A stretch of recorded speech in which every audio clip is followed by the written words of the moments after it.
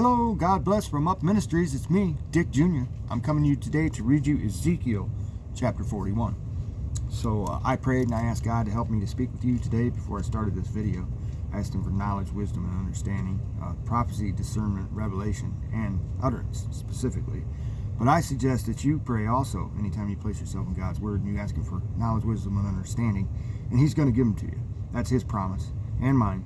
But the reason is because He doesn't want us to be in the dark concerning the Word, okay? He wants us to understand it, us personally, okay? So, those things being said, let's get started here in Ezekiel chapter 41.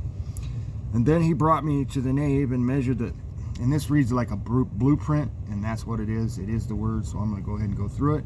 And the next chapter also, when I come to that one, and which I will make another video successive to this one, and so those are both basically blueprints, much like chapter 40 in Ezekiel. And it's talking about the temple and the inner chambers of the temple and the tables and the altars and various things to do with the temple and carvings, and so that's what it is. So let's go ahead and get started. And then he brought me to the nave and measured the side pillars.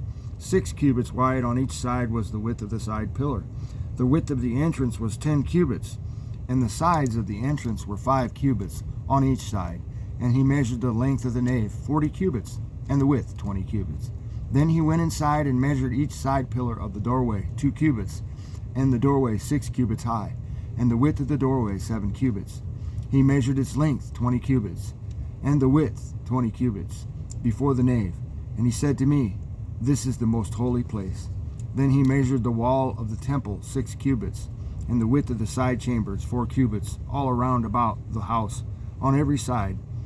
The side chambers were in 3 stories, one above another, and 30 on each story. And the side chambers extended to the wall, which stood on their inward side all around, that they might be fastened and not be fastened into the wall of the temple itself. The side chambers surrounding the temple were wider at each successive story, because the structure surrounding the temple went upward by stages on all sides of the temple. Therefore the width of the temple increased as it went higher, and thus one went up from the lowest story to the highest by way of the second story. I saw also that the house had a raised platform all around. The foundations of the side chambers were a full rod of 6 long cubits in height. Excuse me. The thickness of the outer wall of the side chambers was 5 cubits, but the free space between the side chambers belonging to the temple and the outer chambers was 20 cubits in width all around the temple on every side. The doors of the side chambers towards the free space consisted of one doorway toward the north and another doorway toward the south. And the width of the free space was 5 cubits all around.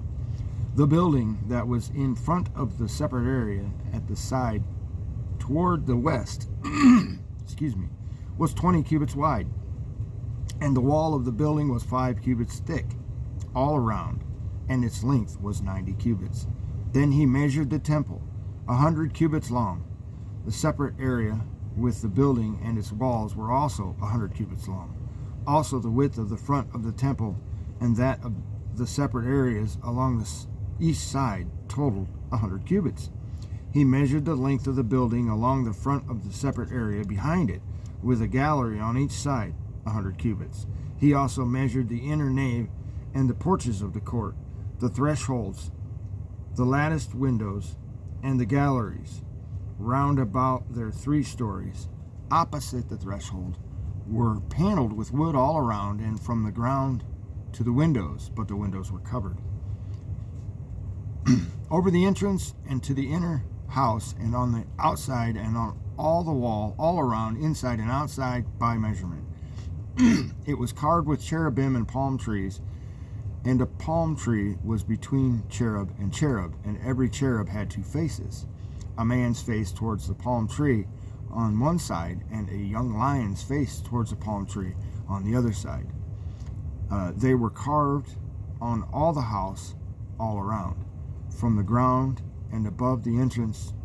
Cherub and palm tree were carved, as well as on the wall of the nave.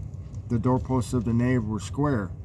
As for the front of the sanctuary, The appearance of one doorpost was like that of the other. The altar was of wood, 3 cubits high, and its length 2 cubits. Its corners, its base, and its sides were of wood. And he said to me, This is the table that is before the Lord. The nave and the sanctuary each had a double door. Each of the doors had 2 leaves, 2 swinging leaves, 2 leaves for one door and 2 leaves for the other. Also there were carved on them, on the doors of the nave, cherubim and palm trees like those carved on the walls. And there was a threshold of wood on the front of the porch outside. There were latticed windows and palm trees on one side and on the other, on the sides of the porch. Thus were the side chambers of the house and the thresholds. So that's all I have for Ezekiel chapter 41. Thanks for listening, and God bless.